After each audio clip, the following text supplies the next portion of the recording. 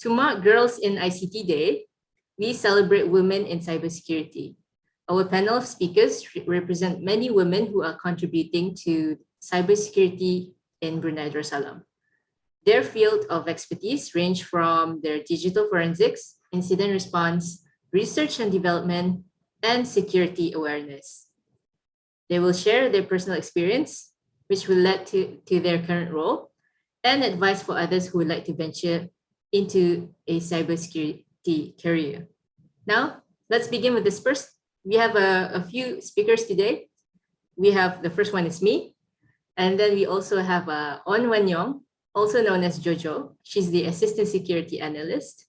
And then we also have Siti Azia Sabtu. She's the Digital Forensics Analyst, followed by Zara Laila binti Abdul Hadi. She's the Blockchain Research Analyst.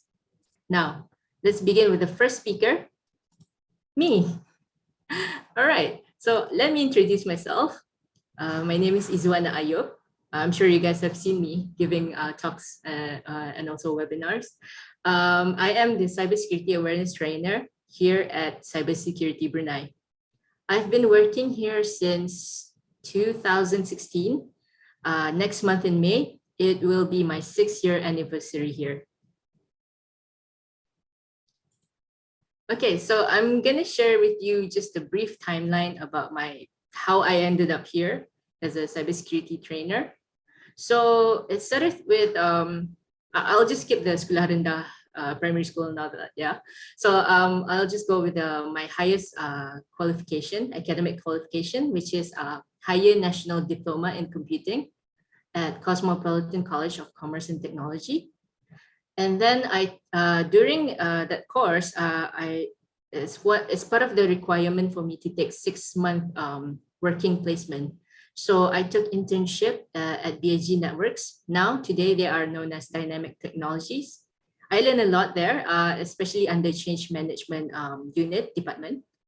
And then after that, I also took internship at Brunei Solution Development Center. So funny story about this one. I actually got hired. When I was at Starbucks. So what happened is that the recruiter, she knows me. And then she called me to her table. She heard something about my technical development back in school and all that. So she interviewed me on the spot at Starbucks. And then 2 days later, I got hired at Microsoft Brunei Sdn Bhd. So Microsoft placed me at Brunei Solution Development Center as an intern. So there I developed most of the technical skills like website development and other programming stuff but as an intern. So I started most of my career as an intern, and then I started with my business right after the happy advance anniversary. Thank you. Well, anyway, right after my internship with Brunei Solution Development Center, or BSDC, it was just a 1-year internship. I set up a company as a business owner and also a freelance developer. So based on the skills that I learned as an intern. So with that business, I took contracts. So basically, I am a subcon to multinational companies. I'm just going to mention just one company, which is Microsoft. And there I developed applications for them. So basically, I got paid. I don't get paid by salary, but more like I charge them by the hour. So in 1 hour, I charge them for like 35 to 135 an hour. But that kind of lifestyle, like business lifestyle, is not exactly what I like lah. So after that, I also took a teaching as a side gig. So it really builds up my communication skills and also like teaching skills and all that. So and then I saw an advertisement at ITPSS. So I worked as marketing and awareness officer at ITPSS. So that's like my first job. And then fast forward today, I am a cybersecurity awareness trainer at Cybersecurity Brunei. So that's just a brief timeline. And then here are some of my certifications. Though my highest qualification, my highest academic qualification is HND, I still believe that there are other ways for me to continue my studies. I did continue my degree. It was a 2-year degree, and during the final year, I'm starting to have a financial difficulty, so I didn't proceed with it. So, but I do believe that there are ways to continue my studies and enhance my skills. It is by taking certifications and also attending courses. These are just like 10% of my certifications. I actually have a lot more. Some of the certifications are self-funded and some are required and funded by the company. However, some of the certifications are free, such as the Google Analytics company. So the Microsoft certifications, I got that from my previous workplace. From my previous internship, the place where I did my internship at Brunei Solution Development Center.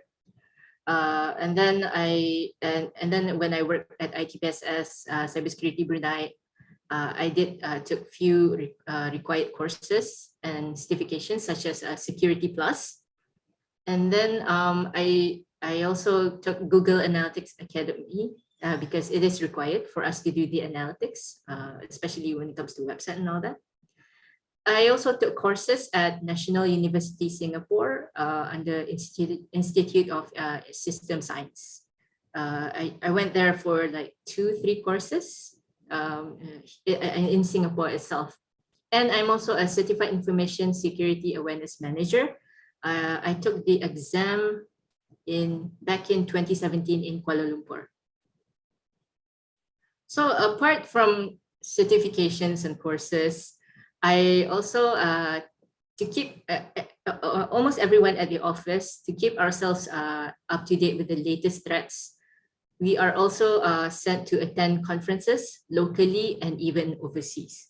So these are the 2 conferences that I attended in Kuala Lumpur and also Singapore. There's also locally conferences, and it's not just the technical conferences, there's also soft skill building conferences.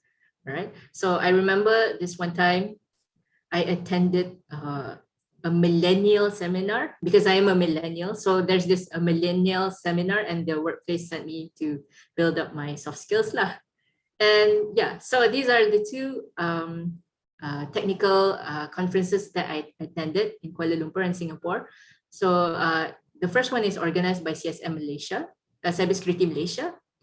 And then the second one is the most popular one. Like they have this globally, like the one in Singapore. Sometimes they have it in Japan.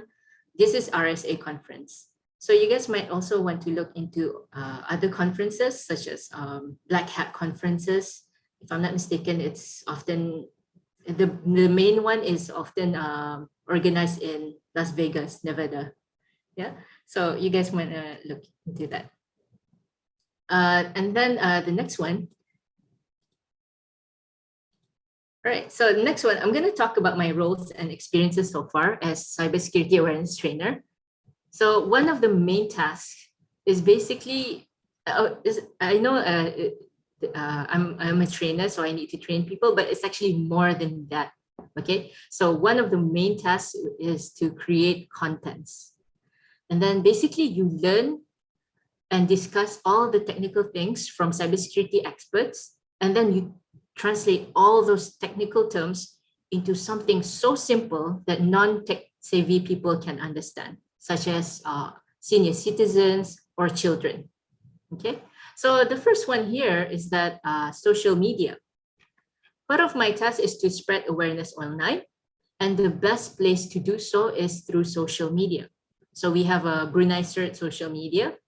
This is because according to Global Digital Overview, in Brunei Darussalam, there's about over 500,000 active social media users, which is equivalent to 116%, not unique account, yeah, but still more than 500,000 active social media users. So this is why one of our initiative is to spread awareness through social media.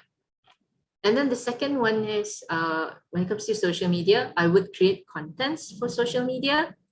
And then When I say contents, usually in the form of like documentation. Usually my favorite documentation would be in PowerPoint format.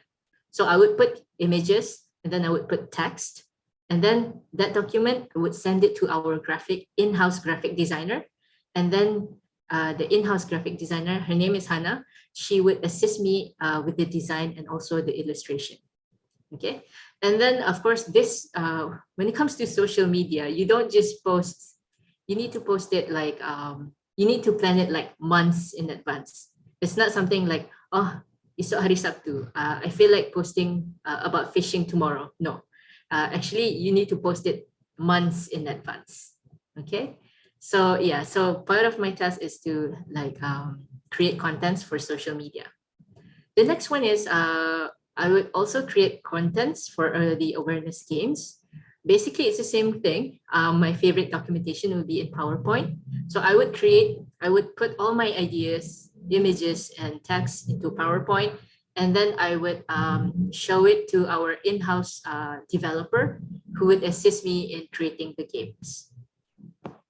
And then the next one is research. So basically, research is being part of the awareness team requires me to be up to date with the latest online threats and also online trends. This would mean that I had to spend a lot of time browsing through social media, and also I need to study the latest trends. So if you ask me about the latest TikTok dance, I can do that, okay? Because it's part of my research. I need to be aware about the latest threats and the latest trends, right? And then there are also new type of scam emerges, and I also need to study the modus operandi. For this one, my workplace provided me with another phone line for me to interact with potential scammers. So imagine I have 3 phone lines at the moment. I have my own personal line, I have my business line, and then the third line is provided by my workplace. And I do not use any personal stuff with this phone. Usually, the workplace punya phone, I would use it to interact with scammers only. So it's a different personality, it's a different profile for this phone. And then this also, apart from having an extra phone, I am also required to set up multiple social media profile. Okay, so let's say for Instagram alone, okay, I have my own personal profile. I have Bruset profile to take care of, and then I have other multiple accounts for me to use it to interact with potential scammers. So that's just Instagram alone. So, and there's also Facebook account, there's also TikTok account, so something like that. And then after I get all the information from the scammers on how they work, about their modus operandi and all that, I would discuss my findings with the training team. And then we would propose suitable advisory or tips to the public. And then we will share it usually in the form of social media. Okay, so that's not just my task. I have a few other roles. The first one is awareness talks. So of course, apart from webinar, I also do physical awareness talks. However, because of COVID, it has been a while since I go out and give awareness talks physically. So I've given talks to children, I've given talks to students, senior citizens, community, government agencies, and also corporates. And the thing about being physical talks is that you're not just a trainer, but you're also a part-time psychologist. So I'm going to share you a bit of my experience. After every talks, okay, usually after every talks, we ask question like, ada soalan, do you have any question? And people will always say no, okay? And then after you dismiss the talk, usually the students would go back to their classrooms, and then I would take my time, like bring up all my laptops and all that. There's always few people will come up to me personally, okay? And then they would usually like, they will tell they usually are victims lah, victims of online threats, such as scams, such as profile being hacked and all that. And when it comes to children, they always came up to me and they tell me, dorang punya game selalu kena hack. So it's always a common problem. And they always, the those are children. There's also senior citizens. Um, I've heard few sad stories, but I also encountered a few senior citizens where they come up to me and then dorang marah-marah. Like, kenapa kan tu? Dia kena cari tu hacker tu macam tu lah. So like, especially I would understand though, because these senior citizens, they like one of this person, they fell into a romance scam, and then he got cheated like thousands of dollars. So he came up to me and then how to like all marah-marah and then asked me how to get back all the money. So like even though you're marah-marah, I try to be you need to be patient. You need to be patient with that. So you need to guide them on what to do, like report police, print out this, print out that, right? Oh, let me answer this one question. Based on your observation, who are the most vulnerable demographic group in Brunei to cybersecurity threats? Thank you, Khairunisa Mohidin, for your question. I can answer that. Based on my observation, it's usually the children and also the senior citizens. The thing about children is, you tell them, jangan buat macam tu. They still do it. And then you tell them, jangan diklik tu. So they're still gonna click that. So they're very curious. So you need to be careful with them. You need to properly guide them. As for senior citizens, they're not quite aware with the technology. So most of the time they fell into online scams, especially romance scams. Thank you for your question. So I'm going to proceed with the next one. So that is awareness talks. The next one is radio shows. So I've created scripts and also like voice talent. I don't have a pretty voice, but they call me voice talent. So I create scripts and also for radio shows when needed. At the moment, it has been a while since I've been to a recording studio because of COVID. So usually the DJ or the producer, radio producer would assist with the voice recording lah. So at the moment, I just provide scripts for them, or scripts or contents for them. And then the next one is, this is the quite common one. I usually go on live shows macam Rampai Pagi or pre-recorded shows. But then again, this one, it's not just going to a show like that. Okay, you need to you need to prepare scripts in advance, and then sometimes we also provide slides ataupun images macam as a case study lah apa. So there's actually a lot of work to put into this television lah. Okay, so well, my part is really short lah. But before I end this, before I end my part, I would like to share some tips, some career tips for cybersecurity awareness, awareness in particular. So if you guys want to venture into cybersecurity awareness, the first one is you need to improve the communication skills. So when I first started, even though I had I've teach people before, I still have this communication issues lah. So tapi over the time macam there's improvement, alhamdulillah. So because you need to improve this communication skills, because you need to communicate with your team members, your colleagues, and then you also need to communicate with the public, especially senior citizens and also children. Okay, and you also need to improve your language. So even though like macam English ni, I still need to improve lah. And also Bahasa Melayu, even though I speak Bahasa Melayu every day at home, I still need to improve it. Because when you talk to orang tua, you talk to them about malware. Do you think they know? So you need to translate and all that. So yeah, improve your communication skills, and you might want to learn a thing or two about languages lah. And then the second one is you need to be more empathetic. Okay, like I mentioned tadi, you will encounter victims pouring out their problems to you, and then most of the time you cannot macam solve terus their problems bah.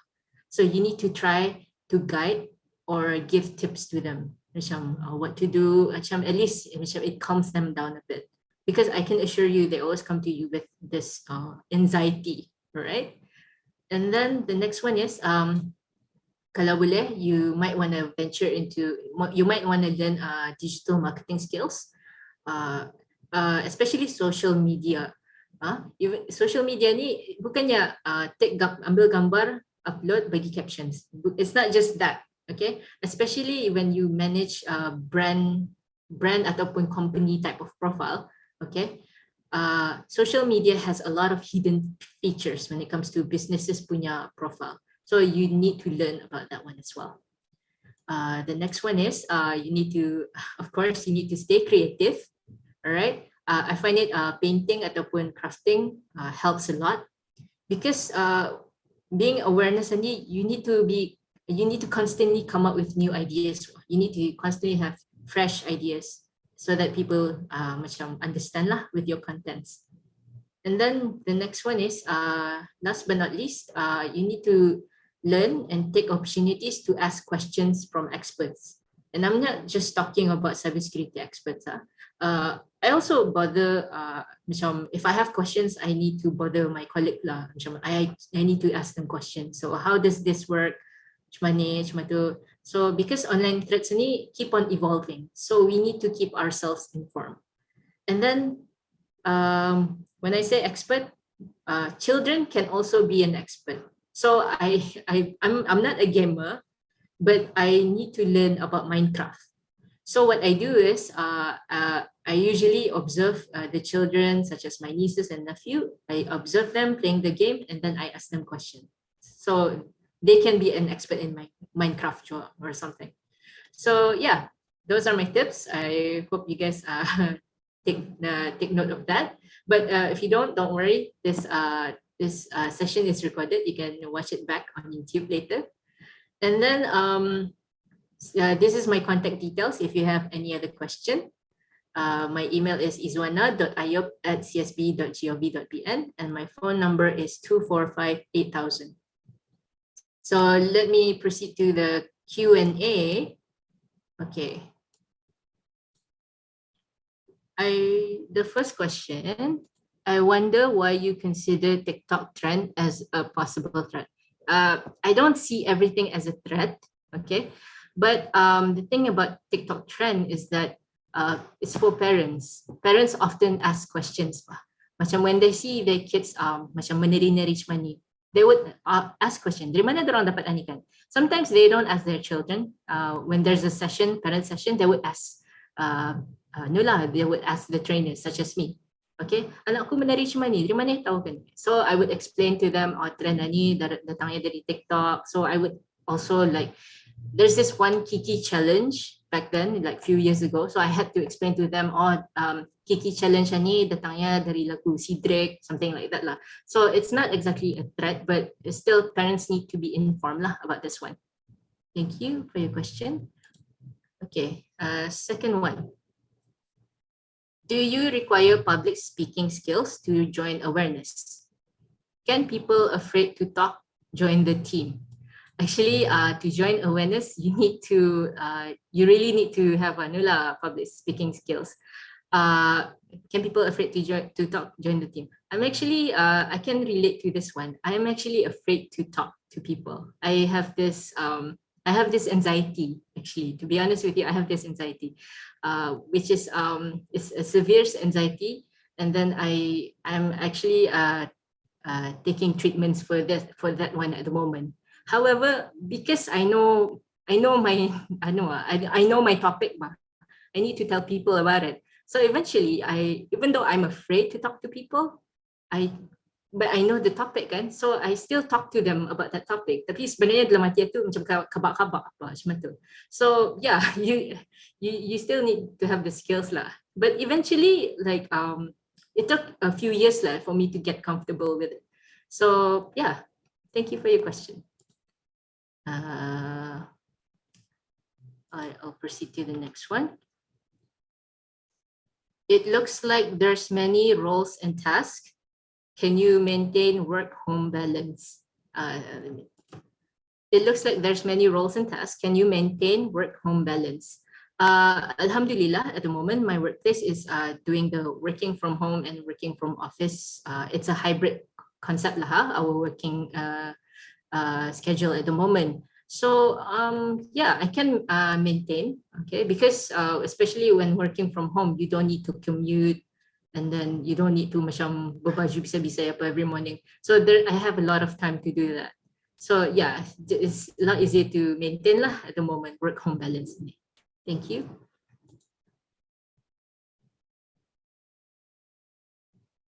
The next one is awareness require creativity such as arts. I awareness, yes, they do require creativity, okay? Because again, you need to come up with something new every day, all right? Especially when it comes to social media, there's always something new. You need to share something new so that people will get engaged or excited. So when it comes to arts, it's not that necessary, but it helps. It helps. All right, thank you. All right, do you think using awareness games are more effective to help the public?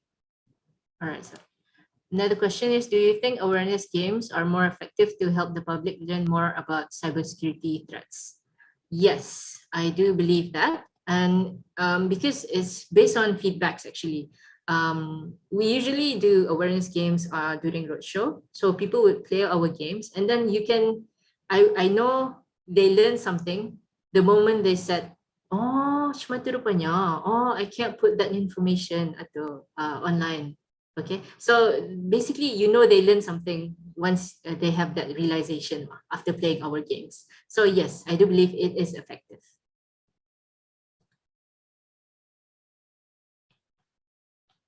All right.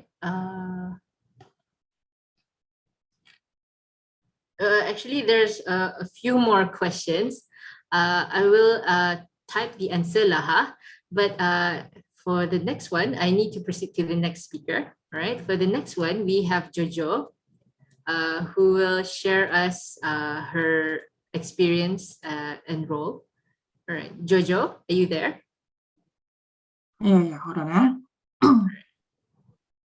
All right, so I will pass the floor to Jojo and I will stop screen sharing.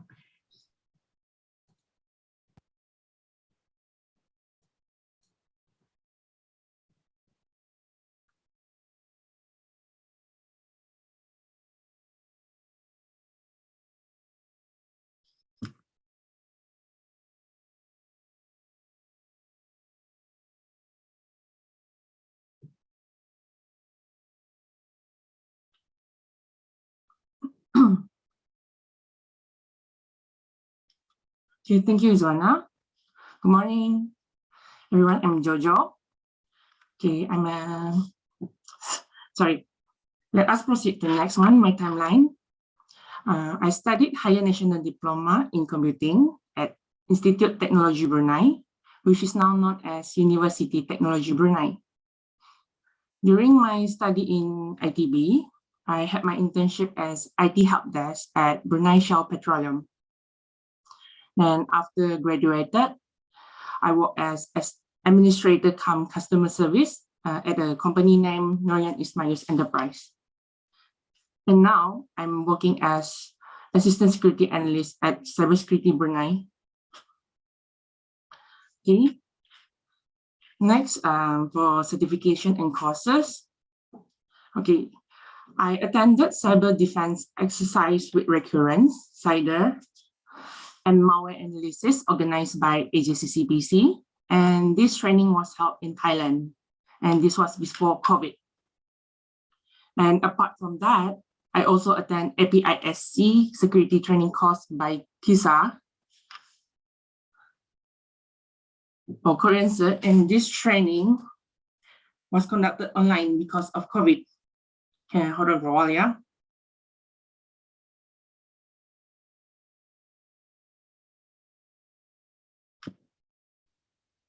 And if it's not because of COVID, I would go into Korea already. Such a pity, I know.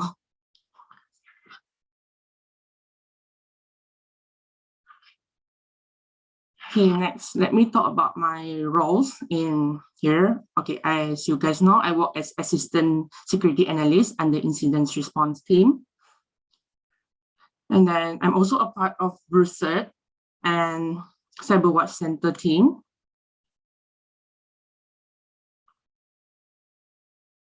And here we operate 24/7 on shift basis.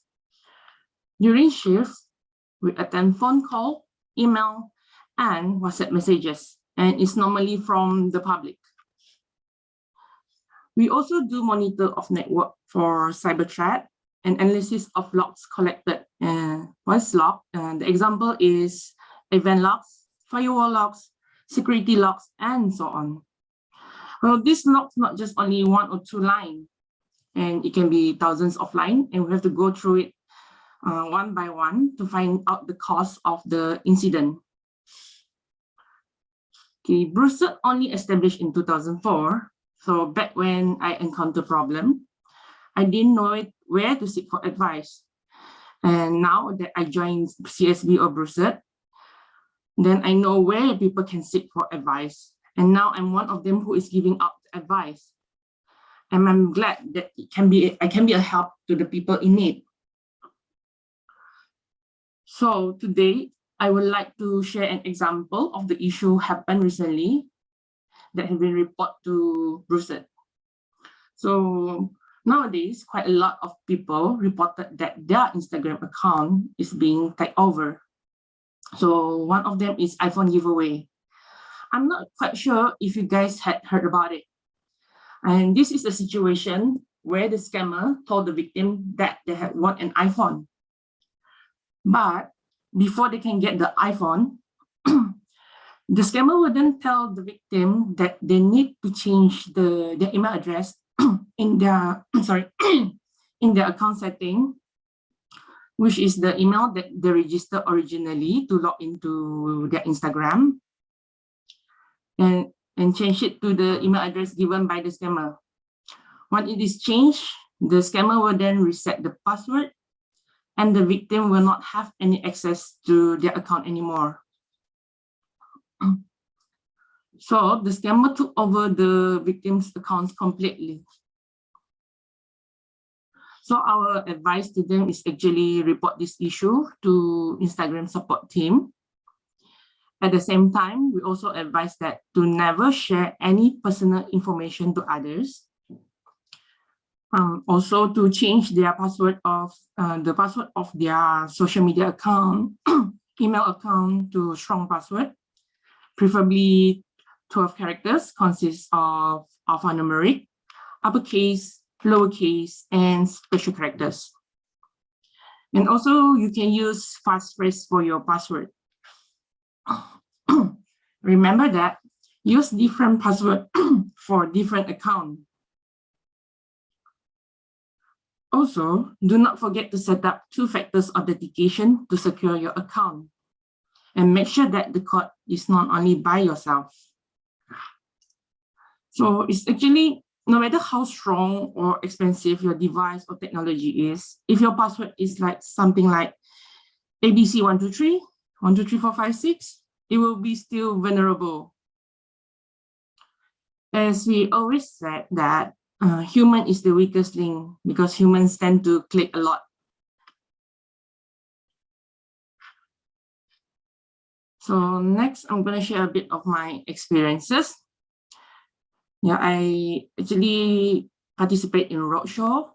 Game booth has been set up where the public or audience can participate. And after each game, we explain to them the pros and the cons of the game. And this game is based on cybersecurity issue that everyone should know. Also, radio show, I believe just now Izwana had done the same thing, but this is my, actually I'm doing it for the first time, so I'm a bit quite nervous for the cyber safe recording. But it was a great experience.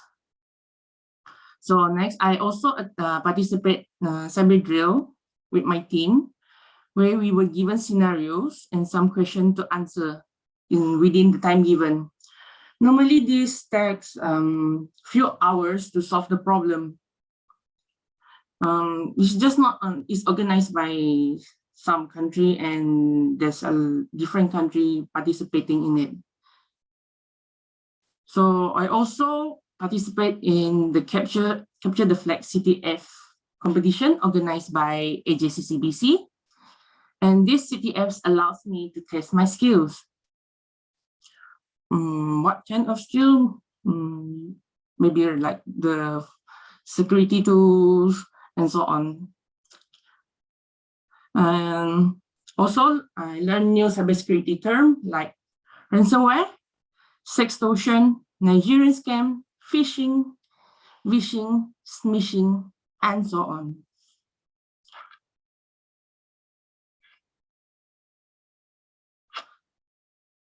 So, okay, before I joined CSB or Bursat, I had little knowledge on cybersecurity, such as anything malicious happen to our computer, I will always classify it as virus. But after learning more about it, I know that virus is just a part of malware, and malware stands for malicious software. So, being a part of Bursat, actually, I find it interesting and challenging because in cybersecurity world,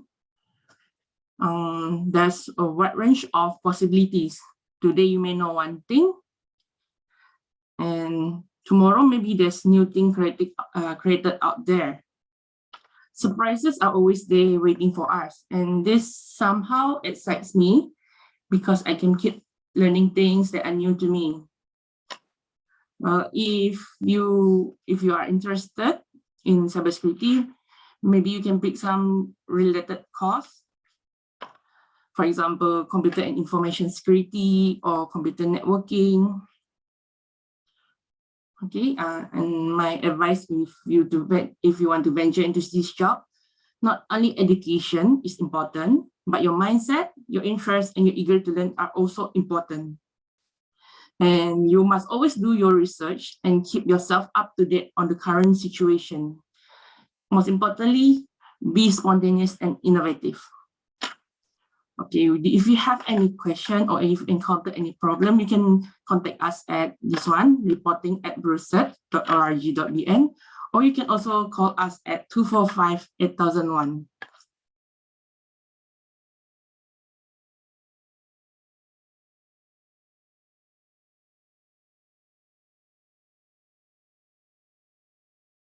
Okay, I'm going to answer this.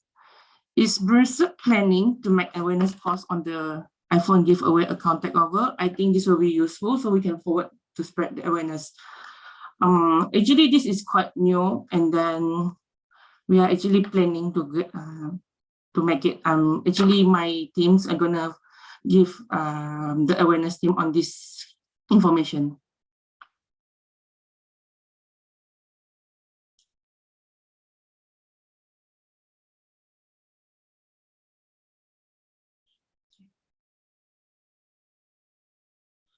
Okay, there's another one is, what were your main challenges being in this field as a woman?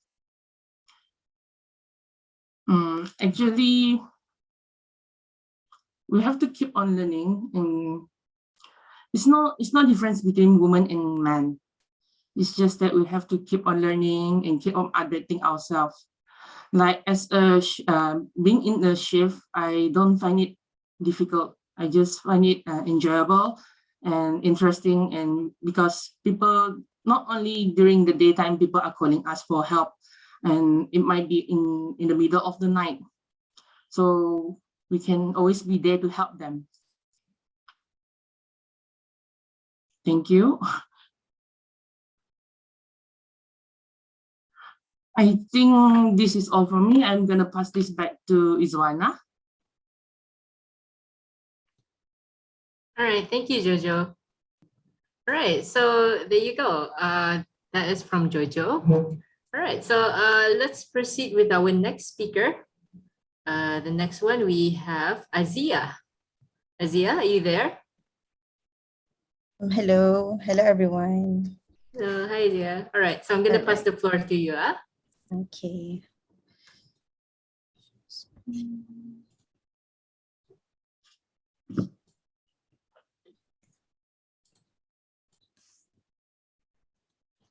All right. Thank you, Izwana. Assalamualaikum and good morning to every one of you. Thank you for joining this webinar. Let me just introduce myself. My name is Siti Nur Azia Sabtu. I am one of the digital forensics analysts at the National Digital Forensics Laboratory under Cybersecurity Brunei. I have been working here for almost 5 years. So just let me share you a story how I started my career in this area. So basically, when I got this job, I was only 20 years old. So after I finished my diploma in information technology, teruslah bekerja in this area. So initially, I started as a digital forensics technician at Cybersecurity Brunei.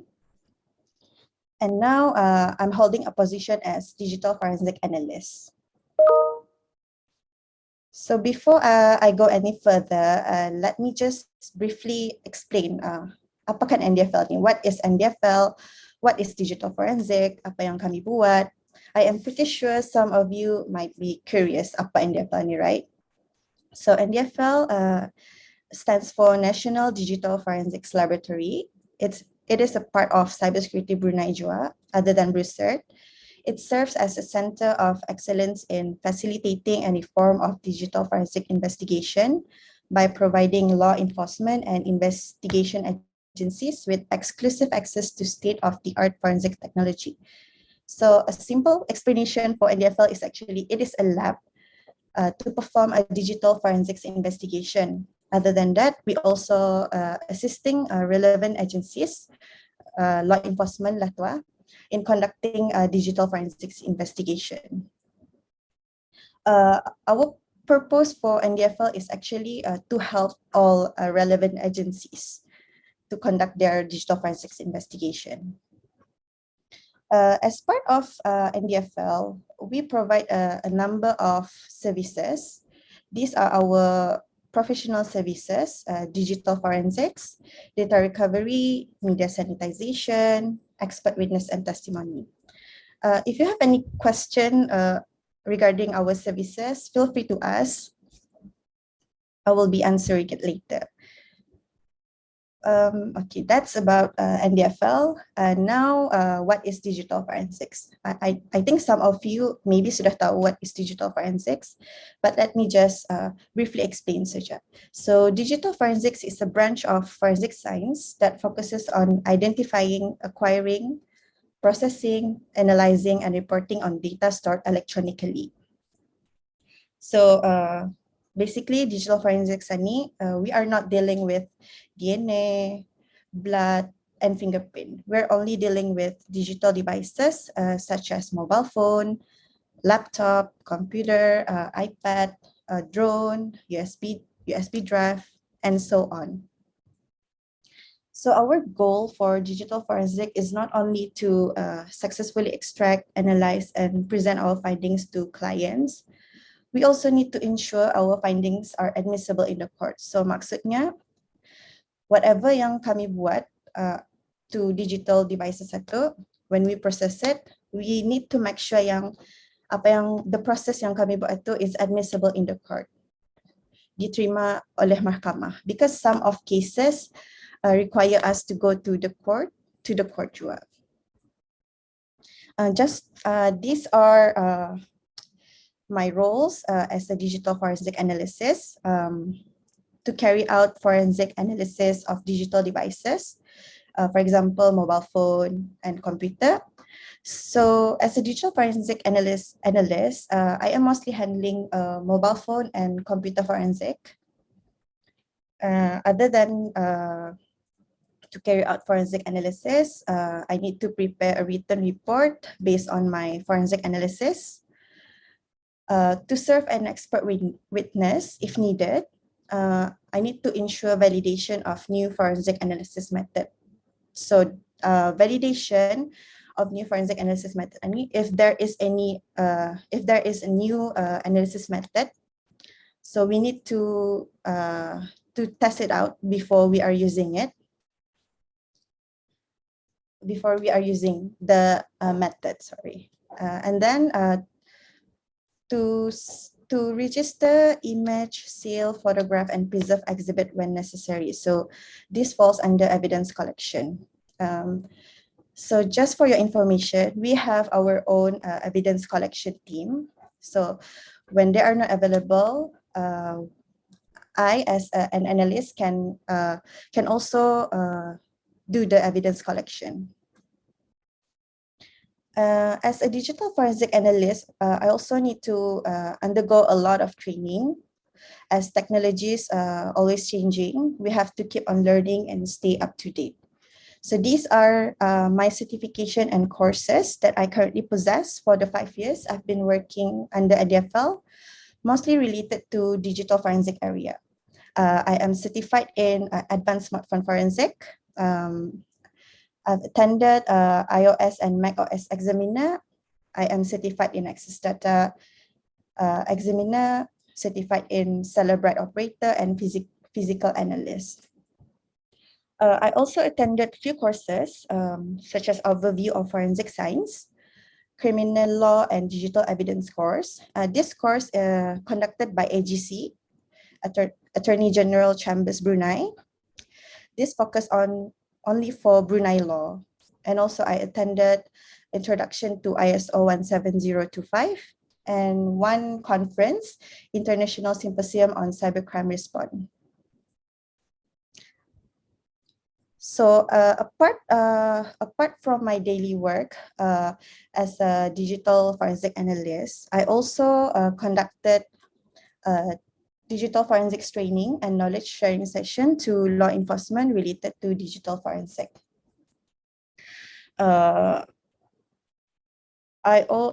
Just to share a bit of my experience as an expert witness. So back in 2020, I went to the court as an expert witness. That is my first time going to the court as an expert witness, where I need to prepare mentally and physically. The reason why I went to serve as an expert witness is because one of my case require my expertise to explain to them what we're currently doing, apa yang kami buat with that evidence. So for the first time, like myself, it was quite challenging for me because I'm a technical person and I need to explain to the court in a layman terms. So it's hard for me to explain to the court in a layman terms because the court will actually, if it's too technical, the court will actually stop you and you will need to explain until they understand. All right. Okay. That is pretty much about my career in digital forensic. For those who are interested in this kind of field, my advice is you have to prepare mentally and physically because you're dealing with, in digital forensic area, you're dealing with different types of cases and challenges. You have to do a lot of reading and research as technologies keeps on changing, especially mobile phone. So other than becoming a digital forensic analyst like myself, here are some option in career path under this area: evidence collection unit, management unit, evidence analysis unit, cyber threat analyst, and quality assurance.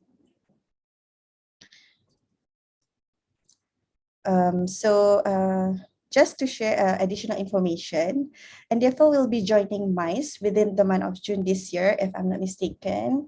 So if you are interested to see some of the equipment we use, you can come down to our booth and have a look or ask few questions related to digital forensics.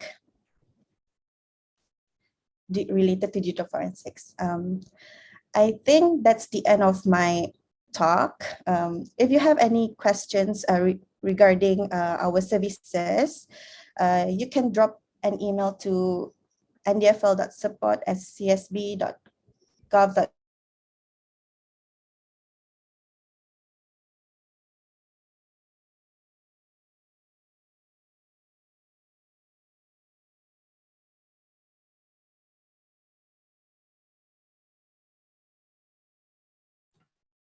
All right. So it seems that Azia got stuck. Zia, you still there?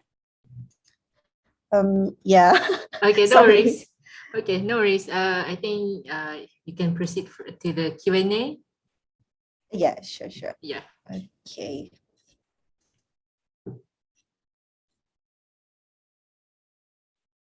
For NDFL, how to get certification for it? For NDFL, we don't get a certification for it. If you're interested in this area, any IT related would sufficient, but working experience working experience of in digital forensics area lagi okay lah ha.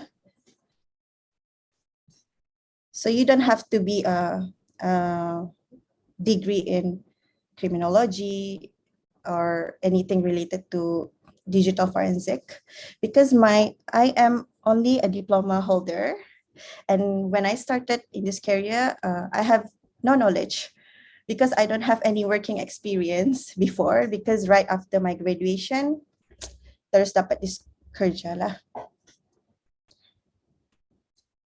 So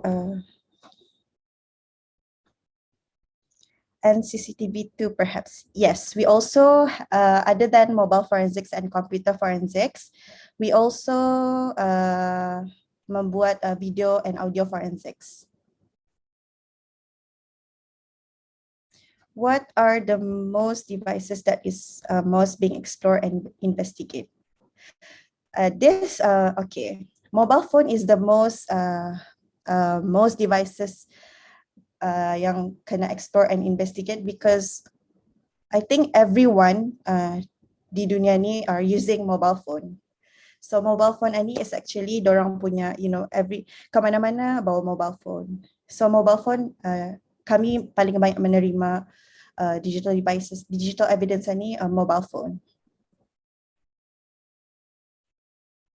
For the job seekers, is it a requirement to have this certification and courses, as mostly don't have access to these courses? Yes, true. The Brunei, I think Indah banyak yang related to digital forensics, but any IT related would be enough.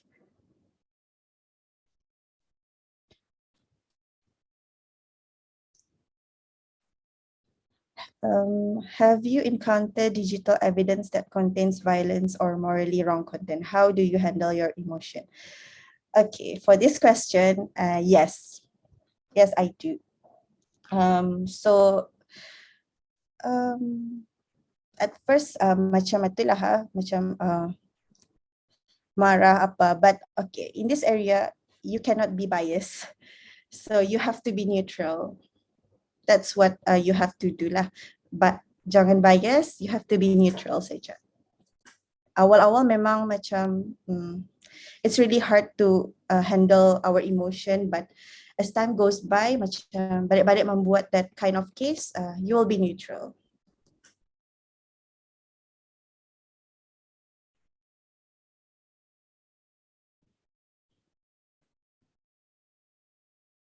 So I will there are a lot of questions. I'll just type the answer.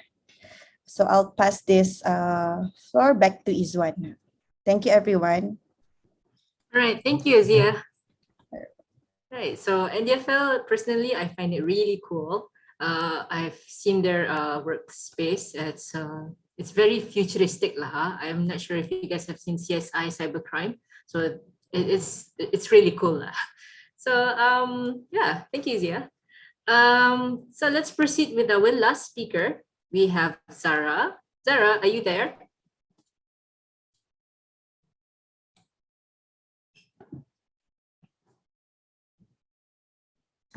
Hi, yes, Izwan, I'm here. I'm sorry. All right, no worries. So I'm gonna pass the floor to you, yeah? Okay, so I'll first give an introduction about ITPSS. So ITPSS is the leading cybersecurity private company in Brunei Darussalam, consisting of 100% highly skilled and trained Bruneian professionals in the many various fields of cybersecurity. So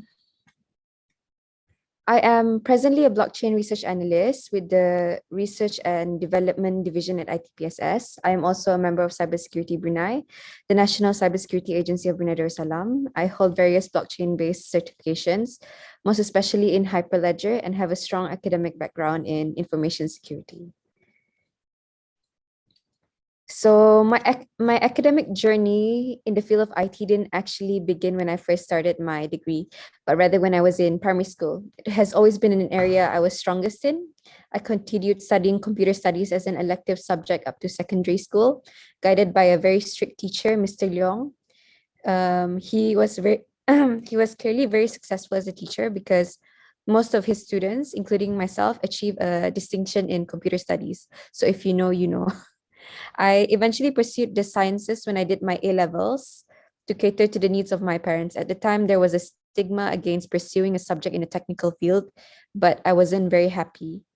So I made the independent decision to pursue a diploma in IT and eventually a computer science degree. This is where I met Dr. Nurlaila Rosli, a very talented lecturer specializing in the field of artificial intelligence.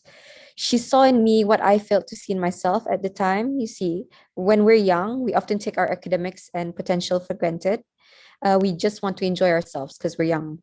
This is when I developed a talent in web development. Most students discover their area of specialty towards their final year of degree. So this is, I'm pretty sure most IT students in Brunei, they have to develop a final year project and focus on it. So, but as a web developer, we always have to take security into consideration. I became highly conscious of the poor internet practices amongst our people and became more interested in cybersecurity. Tapi at the time, UTB was the only local university to offer a master's program in the related field, which is called information security. So at the time, our modules included digital forensics, cryptography, cybersecurity, and many other related areas, including network security. So I was very weak with network when I was doing my degree, but I had an interest in cybersecurity, so I had to push myself to understand what networking is in IT before I could finally focus more on its security. For a whole year, I was met with many challenges of fitting into this field as compared to my classmates who had already graduated with a degree in network security. So most of the students in our class in UTB at the time were either graduates from University of Chester under Laksamana College taking computer science, ataupun those who had taken their bachelor's degree in network security. So they already had the advantage and fundamentals that we didn't. So I was also working part-time at the times, but I made it my responsibility to put in more effort and more time into learning about all the modules I was taking. And it wasn't very easy. I had to quit my job because I understand that if we don't invest the time required into our academics, into our research, we lose a certain quality in our work. So for the first half of my master's, I wasn't able to provide the best possible work that I should have been providing. But towards the end, I was able to do this. So lecturers and research supervisors were encouraging students to pursue research in blockchain at the time. Many of us at the time tried. More than half of our class dropped out because they wanted to prioritize work. Some struggle in information security, but I chose to pursue it further. I wanted to stand out despite the difficulties, because if my lecturers are advising us to focus on this field, then it must be for a good reason. So I read more research papers, watched more videos, attended more talks and trainings. This is an independent initiative, because if we want to learn, we have to look for resources elsewhere, because our lecturers at that level will not spoon feed us with information. We have to be a little more independent with what we learn. So yes, this technology has been around for quite a while. I always hear this from people. Technology ni, it's been here for years. It's nothing new. Tapi not many understand it. I still see people when they talk about blockchain, they talk about Bitcoin. People have to understand that blockchain is not Bitcoin, but Bitcoin is blockchain.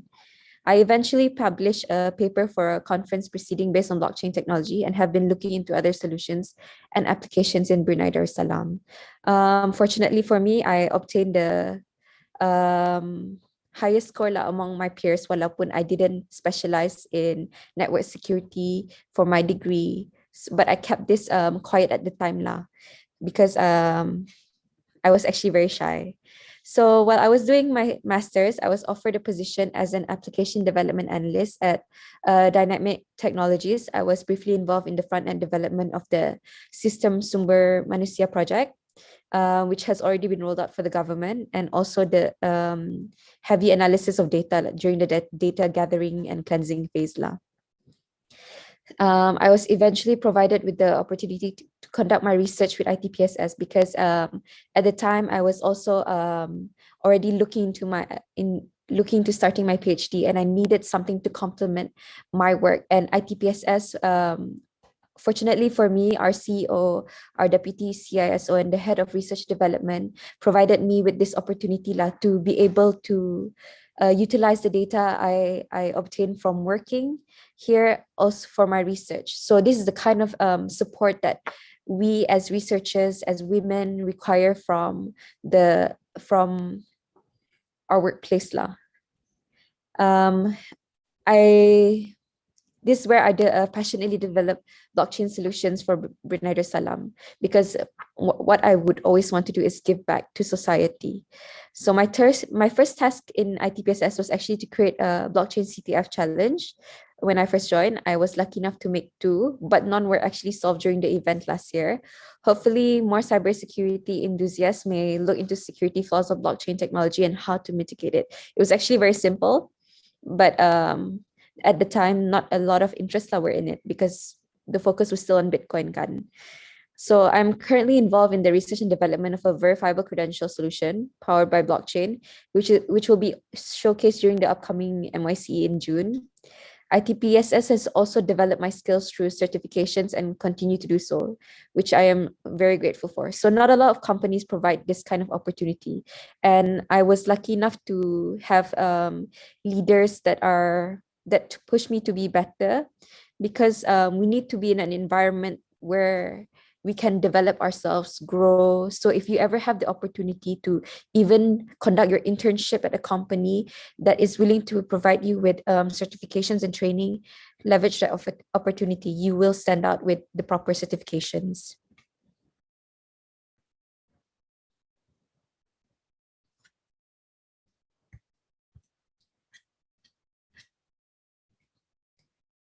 So here, when I began my career with ITPSS, I was provided with the opportunity to collaborate with CSB to give talks about blockchain technology through Rampai Pagi, conduct webinars, and also invited as a speaker for International Women's Day event organized by Women Tech Makers and Google Developers Group Brunei. Because I understand that there's not a lot of experts or specialists in the field of blockchain technology. So if there's a new and upcoming technology, it's best we leverage that so that we may stand out more. I personally believe that if we have the knowledge to share, we should let others light the candles to it, as I've quoted Margaret Fuller. So this basically means that we should allow others the opportunity to pursue it further, because blockchain technology, yes, it's been here for years, but it has its flaws. And we need to, once we get others into this technology, once they look at the flaws, they might be able to come up with a solution that our current generation might not have thought of. So that's it lah. I work in a highly supportive male majority specialized in blockchain, They've allowed me the opportunity to use my voice and expert opinion in blockchain technology. They've also entrusted me to train government officials on blockchain technology in hope that this will be the future of Brunei Darussalam. So being a woman on a team of all men means that you have a unique voice, and it's important to embrace that. My colleagues have provided me with a comfortable environment to grow, despite being the only woman in my team. I do work with another woman in the research and development division. She specializes in artificial intelligence. She has also been provided with the same opportunity, and alhamdulillah, we have been able to grow to our most potential. I would like to pay tribute to the women who have inspired me up to this day. First and foremost, Dr. Nurlaila Rosli, who saw in me what I didn't see in myself.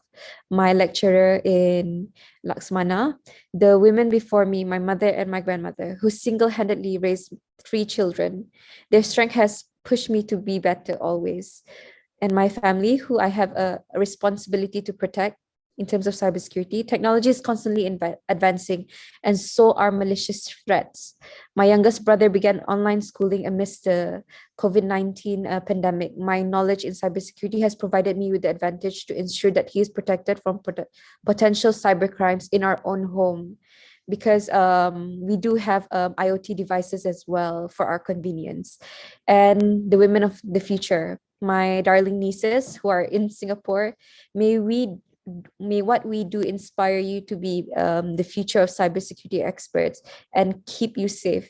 As we all know, Singapore has a very advanced cybersecurity organization that, and I hope that they will inspire them as well.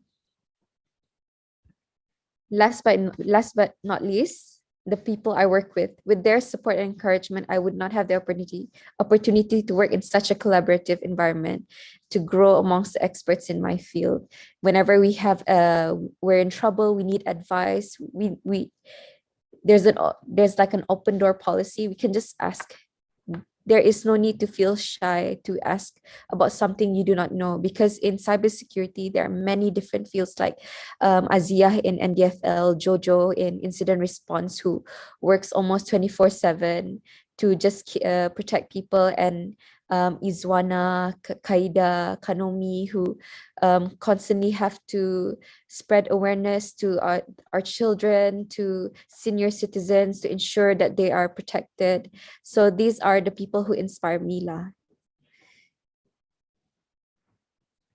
I would like to end my part today by quoting Michelle Obama. There is no limit to what we as women can accomplish. Back then we didn't have the opportunity to do now, but alhamdulillah, in Brunei Darussalam, we do not there's not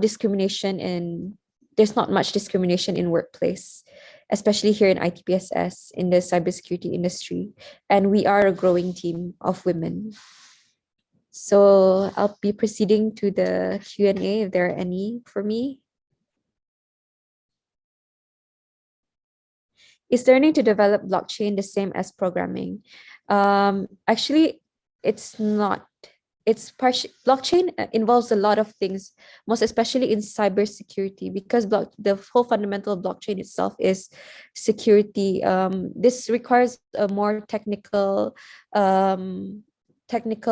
knowledge, but it's not focused on programming, because if you want to talk about programming, that would probably be something about Ethereum, where they have smart contracts and they use Solidity programming language. So it's like basically like a new type of, it's a technology, but it's not programming. So blockchain can have many things like blockchain architecture, infrastructure, security. It depends on which area of blockchain that you want to focus on.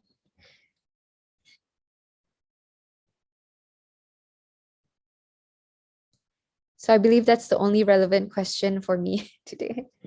So thank you, everyone. I'll pass the floor back to Izwana. All right, thank you, Zara. Okay, so we're almost towards the end of our presentation, and we actually have a lot of questions at the moment.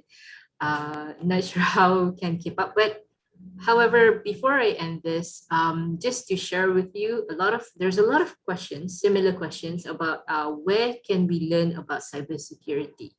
Okay, well, if you look back at some of the certifications that we share, we're gonna upload the recording of this to our YouTube.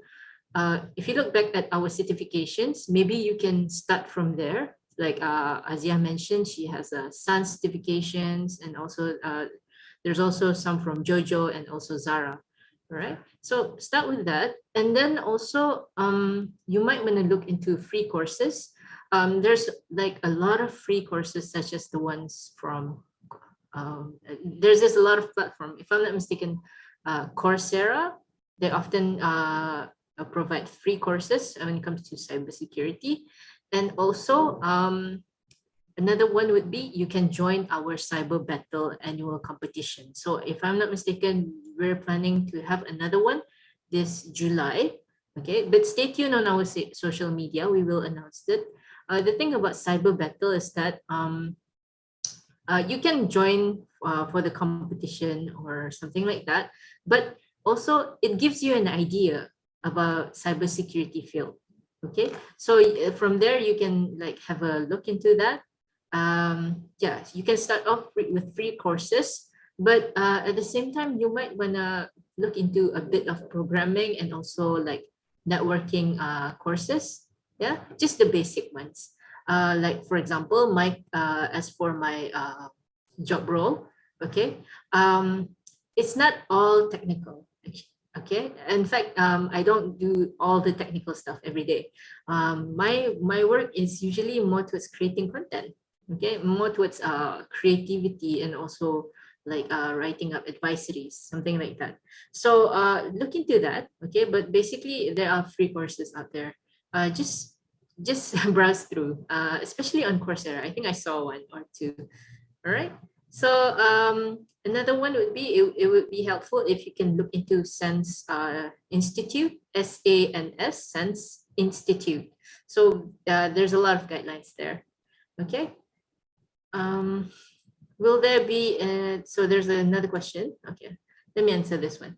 Will there be an age limit to the competition because CTF has an age limit? Yes. I think the next competition there's a bit of change for the rules, but not just limited to local CTF. Okay, there's actually other online CTF going on, and you guys might want to look into that as well. Okay, so okay, I'll take one last question. It says here, do women in Brunei working in IT or cybersecurity fields often experience conscious and unconscious workplace discrimination? I cannot say for all women, but however, Alhamdulillah, at our workplace at Cybersecurity Brunei, so far there's not no discrimination of that kind. So far, it's a healthy, positive environment. If we do encounter that, I'm sure we can always report it to HR. All right. So with that, I will end this presentation. Thank you so much, everyone. Oh, there's one more question. Okay, Zara already answered that. Okay, so I'm sure the presenters shared all their contact information with you guys earlier. So if you guys have any question, please do not hesitate to email us or give us a call. But we do have a working from home or working from office environment at the moment, but I'm sure our receptionist can take a message for you guys. All right. Thank you, everyone. Thank you for joining us. Wabillahi taufiq wal hidayah. Assalamualaikum warahmatullahi wabarakatuh.